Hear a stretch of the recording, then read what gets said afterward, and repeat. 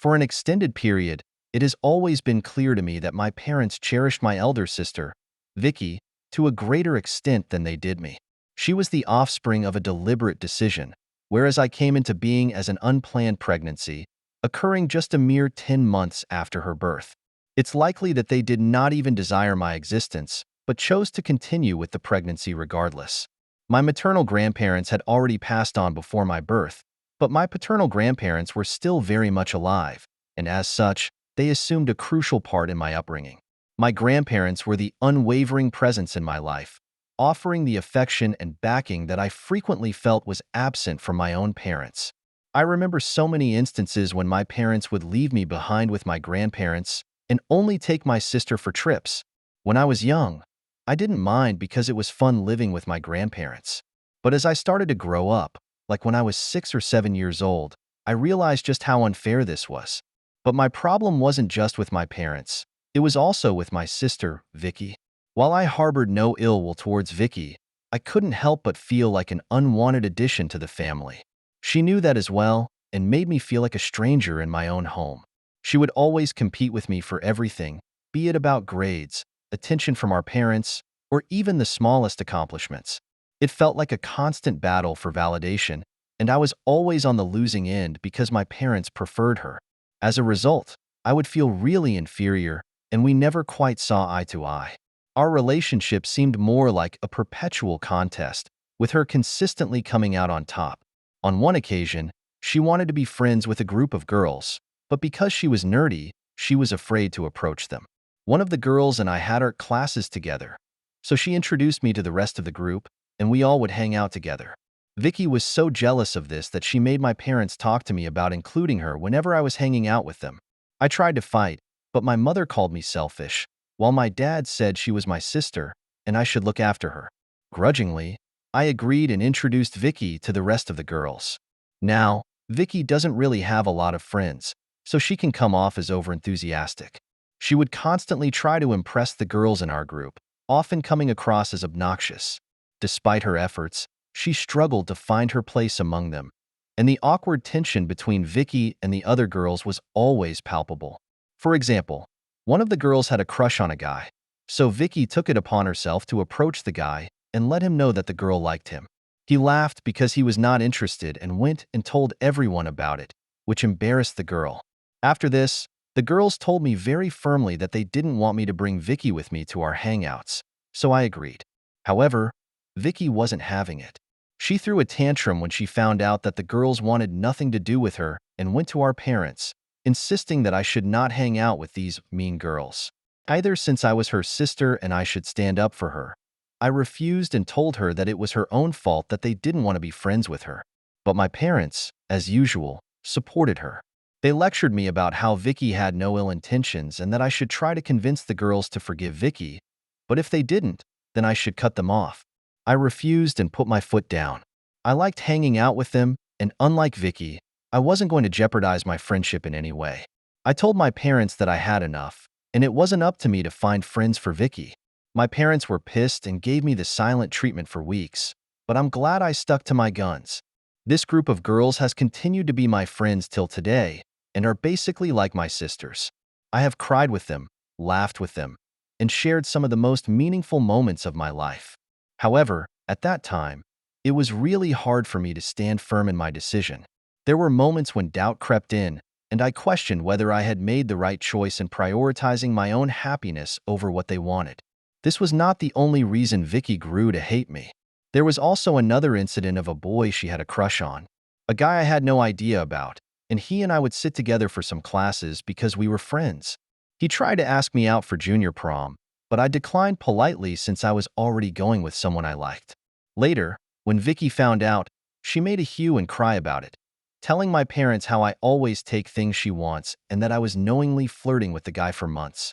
She called me a bunch of nasty words, which no one should say to their own sister, and told my parents how she wished I was not her sister. My mother sided with her, telling me how it was wrong of me and that as a sister, I should respect girls' code. I tried telling them that I wasn't even interested in the guy and had declined his invitation, so she was free to ask him if she wanted. But Vicky refused to let it go. Looking back, I think she knew the guy would have rejected her anyway, so she just wanted to take her frustration out on me. Once, my dad took me out for ice cream, telling me that he wanted to spend some father-daughter time with me. Now, this never happened, so I was really pleased. However, he started asking me a bunch of questions like if my boyfriend and I were being careful, if my boyfriend came from a good family, or if my boyfriend and I ever did drugs. I was taken aback by his line of questioning and asked him what he meant by all this. This is when my dad revealed that Vicky had been making up stories and telling my parents for months that I was doing drugs and drinking alcohol with my boyfriend. This was a complete lie, and I showed my dad my phone for him to verify that Vicky was lying. Later, when my dad confronted her about all the lies, she tried to justify that no one our age just hangs out with a guy and that I was hiding things from everyone. I was so pissed that I yelled at her for trying to make unnecessary drama and told her that it wasn't my fault that she had no one to date, but that she needed to keep her nose out of my business. Vicky didn't like it and punched me. This happened out of nowhere since he had never been physically violent before. My nose started bleeding as I fell down on the ground, clutching my face in pain. My parents rushed me to the emergency room, and all the while they were pleading with me to not file a police complaint against Vicky. They kept saying how it would ruin her life while I was sitting in the back seat, clutching my face. Vicky didn't even care, nor did she apologize. Later, when the nurse asked me about the incident, I told her the truth, and she called CPS. My parents were furious with me for involving CPS, viewing it as a betrayal of family loyalty. In their eyes, Vicky's actions were dismissed as a mere accident, an isolated incident that should not warrant such drastic intervention. They pleaded with the authorities, insisting that Vicky was not a danger to me and that her actions were out of character. In the end, Vicky was let go, but they warned my parents that they would keep a close eye on our situation in case any other accidents happened with me. As you can imagine, Vicky was really shaken up, and so were my parents. Later on, my parents told me that they were disappointed in me for trying to ruin my sister's life. My mother started to cry and told me how I was tearing the family apart by involving outsiders. My father's disappointment was palpable, his words heavy with reproach as he questioned my decision to escalate the situation. I told him firmly that I wanted Vicky out of my life, and they agreed. I did feel guilty involving the authorities, but for the first time, I felt safe at my own house once Vicky had been formally warned. My parents had a separate conversation with her, and since that day, she stopped talking to me altogether. I very much prefer this over her constantly hovering around me or trying to insert herself into my life. When my grandparents found out about this incident, they asked me to pack my bags so I could live with them for the remainder of high school. They informed my parents, who did not protest much, so I left to live with my grandparents. Unlike my parents' place, I felt safe and loved here. The remaining days of high school went well, and I made lasting memories with my friends. My parents never once visited me or called me throughout all that time. I knew they were happy with their beloved daughter, and so I never tried to contact them, even though it hurt me that they could so easily discard me like I was nothing. When I was graduating high school, my parents only showed up to cheer for Vicky. They didn't even congratulate me or approached me, and it felt like I was just a stranger to them. However, my grandparents were there, and they scolded my parents for being so blatantly obvious about their favoritism. I don't know what my grandfather told them, but my dad later approached me awkwardly and congratulated me. I found out that I was accepted into a good college with a full scholarship. I was so happy about it because I was dreading asking my parents for any financial help. I informed my grandparents about this, and they offered to take me out to a nice restaurant for dinner. After dinner, my grandmother posted pictures of me on her Facebook account, writing a long caption about how proud she was of me for being such an exceptional student. Our relatives soon found out about it, and they chimed in congratulating me. I guess some of them might have reached out to my parents, who had no idea about all this. Instead of feeling happy about it, my mother called to tell me the next day that Vicky had locked herself in her room crying because she had not been accepted yet by any college, and I was knowingly trying to make my sister feel bad about her grades by talking to all our relatives. She told me how this was all my fault because Vicky was apparently depressed after the CPS incident, and I had pushed her into bad grades. I was so unbelievably heartbroken that my own mother could blame me for such a thing that it was the last time I ever talked with her for a very long time. My grandparents helped me move into my college dorm. Due to my high school boyfriend's college being far away from me, we had broken up. So, I went into college single and ready to embrace the next chapter of my life with newfound independence and determination. The breakup had been difficult, but I was excited to meet new people. This is where I met Rob. He and I were both freshmen, and we both spent half of our days in the library. Rob was unlike anyone I had ever met before. His quiet demeanor and studious nature mirrored my own, and we quickly found common ground in our shared love for academia. As the weeks turned into months, our friendship blossomed into something deeper, and I realized that I had developed feelings for Rob that went beyond mere friendship. Being an extrovert, I was quite upfront about my feelings for Rob, and I was surprised to know that he felt the same way. We started going out and have been going strong for 8 years. My grandparents have met Rob, and they absolutely adore him. I've met Rob's parents, who literally treat me like their own daughter. On occasion, Rob's mother has even confessed to me how she has always wanted a daughter, so she is glad that Rob met a wonderful person like me. To be honest, this is the first time I have been surrounded by family members who like me and don't actually resent me. I have told Rob stories of my childhood growing up, and he listens to me with empathy and understanding. Throughout these last 8 years, my parents have hardly contacted me, except to send me an occasional birthday text if they remembered, but that is it. Recently, Rob and I got engaged. He proposed to me while we were trekking to our usual spot to watch the sunrise, and it was a dreamy proposal. It was so sweet how nervous he was to pop the question to me, and I had no doubts in my mind when I accepted the proposal. I posted pictures of my engagement on my Instagram and also informed my grandparents about this. They were so happy for me and congratulated us on our future. I guess the news must have spread because my parents called me out of the blue to congratulate me as well. I thought it was just a casual conversation since we had not talked for years. They asked me about my life, my job, my apartment. Before my dad asked straightforwardly if he could walk me down the aisle. I was taken aback by his sudden question since just a few moments ago, he didn't even have an idea about which company I worked in. I told him that I had not thought about it yet. My dad told me how it would be embarrassing if I didn't ask him, and others would question us about it. So it's better if he walked me down the aisle. I scoffed and told my parents I didn't even know if I was going to be inviting them to my wedding since we had not been in contact. But this pissed my parents off. My mother started to tell me how disappointed she was by my response, emphasizing the importance of family and tradition. She went on to tell me how they would always be my parents, no matter what, and that I should let bygones be bygones. Part of me was tempted to listen to my parents and accept my dad's offer because I did want our relationship to be mended. But another part of me hesitated, wary of opening myself up to potential disappointment and hurt again. However, I was going to be entering a new chapter of my life in a few months, so I told my dad that he could walk me down the aisle, and he seemed overjoyed. Now, during the wedding planning, I reached out to my high school girlfriends, who I had always stayed in touch with despite the physical distance that had grown between us due to our careers. I told them how I wanted the gang back together and that I wanted them to be my bridesmaids. There were a lot of happy tears and congratulations, and without hesitation, they accepted my invitation to be part of my bridal party, embracing the opportunity to reunite and celebrate this milestone in our lives together. We all planned to go to Vegas to celebrate my bachelorette party, while Rob had a separate bachelorette party with his friends as well. My friends and I posted a bunch of pictures from the party, and overall, everyone had a lot of fun. However, when I came back home, my parents called me to let me know how disappointed they were that I had not invited Vicky to be a part of the celebration. I told them that there was no way that I would have involved Vicky in my bachelorette party and that I didn't want her to be a part of my life. This took my parents by surprise, and they asked me what I meant.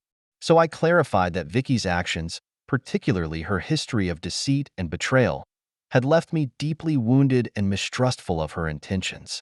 I couldn't fathom inviting her to such an intimate and joyous occasion as my bachelorette party, knowing that her presence would only cast a shadow over the festivities. I also informed my parents that this was also why she was not invited to my wedding. Hearing this, my parents lost it. They went off about how I had no right to exclude my sister from my wedding, and how it was my duty as her sister to include her in such important events. They told me that Vicky had been looking forward to meeting me after she found out that I was getting married. I was confused and asked my parents what gave her that idea since we had not even talked to each other for such a very long time. But my parents brushed my concerns aside, saying this is not how sisters behaved with each other. I understand where you're coming from, I told them.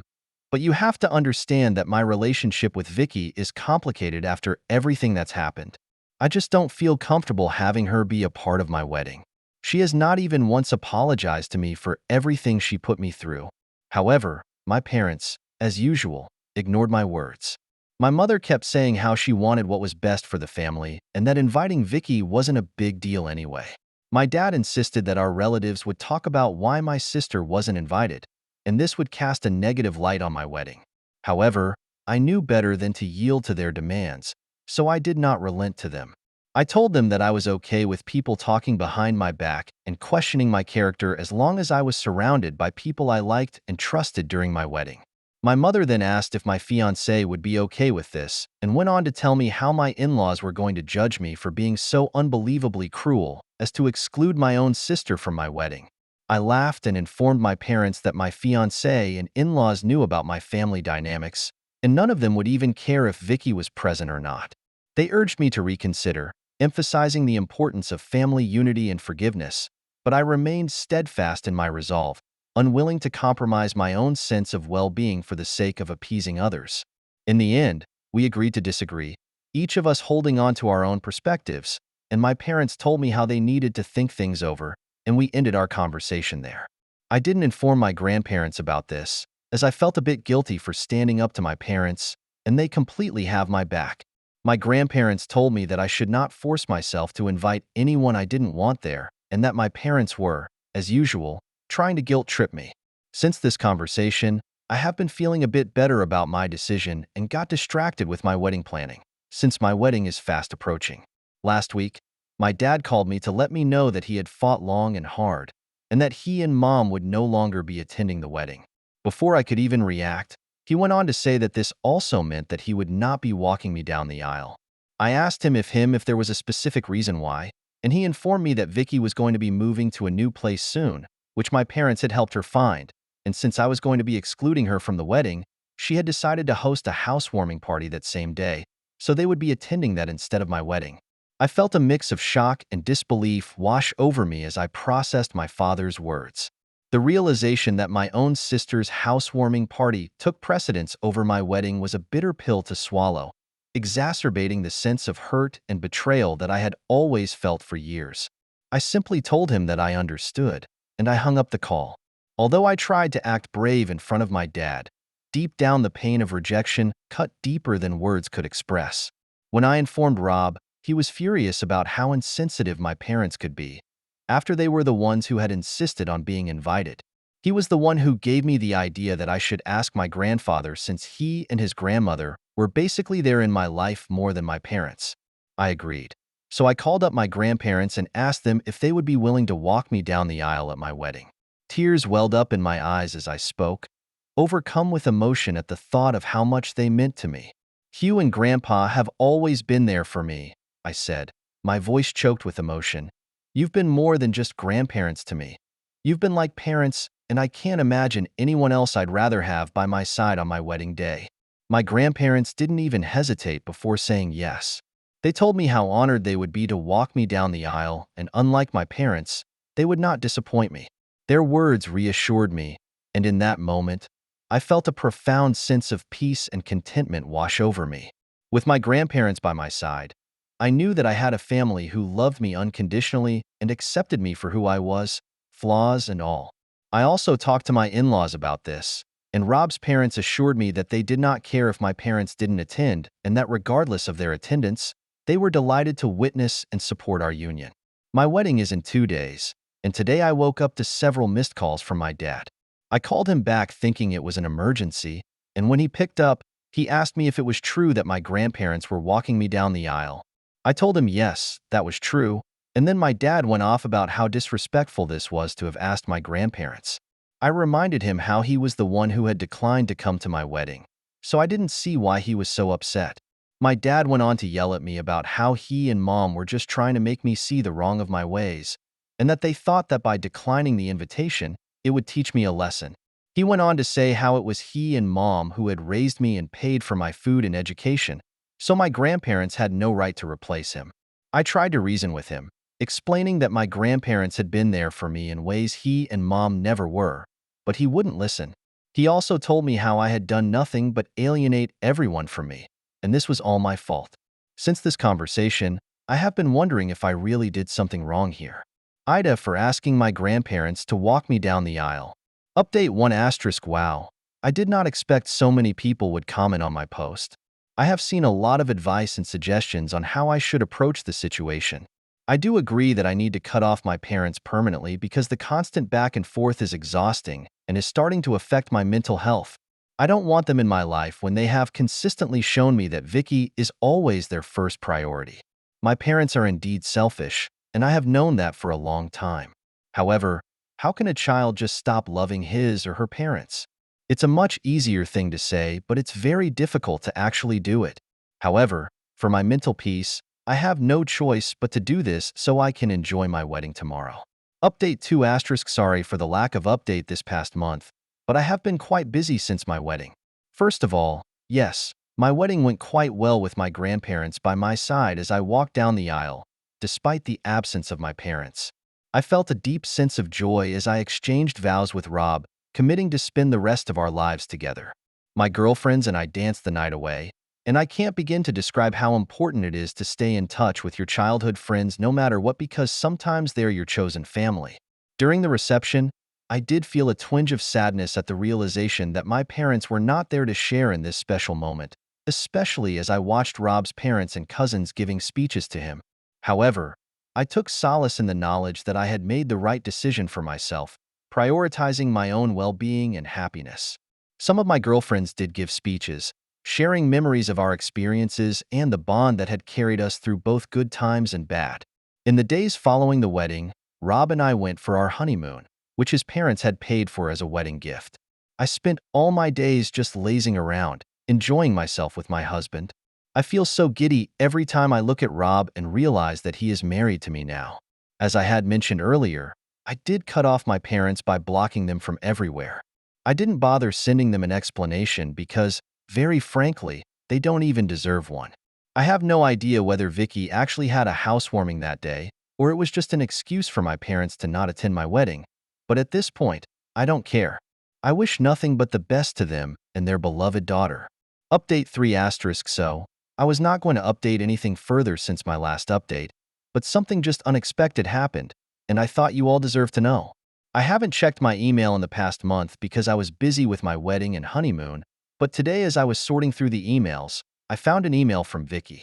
I don't even know how she found out my email address, and I was completely taken aback. I hesitated over whether to open her mail or simply delete it unread, but curiosity got the better of me, so I clicked on the email. Inside was a lengthy message from Vicky expressing her regret over our strained relationship and her desire to reconcile. She acknowledged the mistakes she had made in the past, admitting that she had been selfish and immature. Vicky apologized for the pain she had caused me over the years and expressed a genuine desire to make amends. She went on to write how she feels happy for me now that I'm married and that she wishes me nothing but the best. She ended the mail pleading that I should not punish my parents by cutting them off and that they missed me. Reading her words, I felt a mix of emotions: surprise, skepticism. Part of me wants to believe that Vicky has truly changed, that she is sincere in her apology and willing to work towards repairing our relationship. But another part of me remains guarded because this seems too good to be true. However, regardless of what she has written, I know for sure my parents don't miss me because if they had, they would not have treated me this way all these years. I thought about sending a reply back to her, but then I decided against it. After all, forgiveness isn't something to be rushed. It is a process that requires time and reflection. And while I am not sure if I'm ready to forgive Vicky, I don't want to completely burn the bridge either since she is the one who has apologized to me for her actions. To be honest, after my marriage, I no longer feel alone. I have learned to recognize that I have my loving husband by my side, supportive friends, and the unwavering love of my grandparents. And with their support, I know that I can navigate whatever challenges lay ahead without ever needing Vicky or my parents in my life. I have also looked into it, and have found a good therapist with whom I have booked my first appointment. I have taken this step so I can address and resolve any wounds from my past and heal from them.